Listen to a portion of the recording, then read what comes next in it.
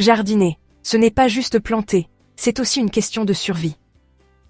Vos jeunes plants peuvent prospérer ou mourir à cause d'une seule étape négligée. Et si la clé d'un jardin luxuriant et florissant était une chose que la plupart des débutants ignorent? Et si ce simple processus pouvait faire la différence entre des plantes fortes et productives et un échec total? Bienvenue dans le monde révolutionnaire du durcissement des plants. Le secret pour transformer des semis fragiles en véritables centrales de jardinage. Imaginez.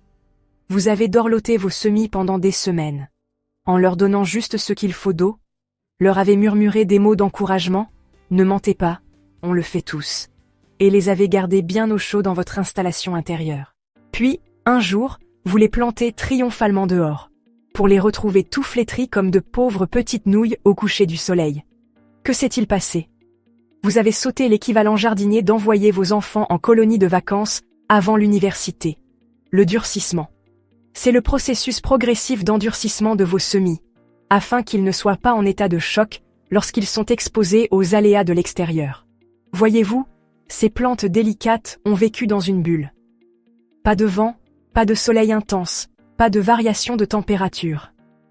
Les planter directement dans la nature, c'est comme jeter un enfant en bas âge dans un cours de CrossFit. La clé est de les y habituer progressivement. Commencez par quelques heures dans un endroit ombragé et protégé, puis augmentez progressivement leur temps passé à l'extérieur sur une semaine ou deux. Quand?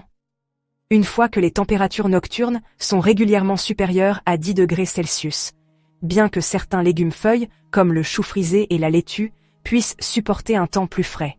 Et ne vous précipitez pas, sinon, vous vous retrouverez avec des feuilles brûlées par le soleil, des tiges fanées et un jardin plein de regrets. Le vent? Une légère brise renforce les tiges, mais trop de vent peut les transformer en spaghettis verts. Un coup de froid soudain? Ramenez-les à l'intérieur ou couvrez-les. Oh, et l'arrosage, c'est super important. Leurs besoins changent au fur et à mesure qu'ils s'adaptent, alors surveillez bien ce sol. Chaque plante gère ce processus différemment. Les tomates et les poivrons sont des divas et ont besoin de soins supplémentaires, tandis que les légumes-feuilles et les herbes sont plus cool.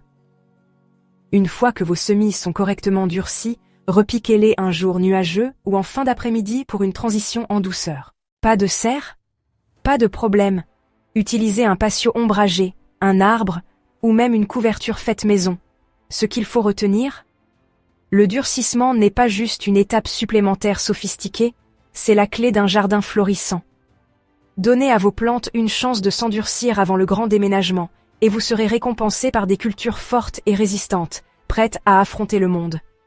Je vous laisse en discuter dans les commentaires. Avez-vous déjà perdu une plante à cause d'un choc de transplantation? Quel est votre pire échec en matière de jardinage?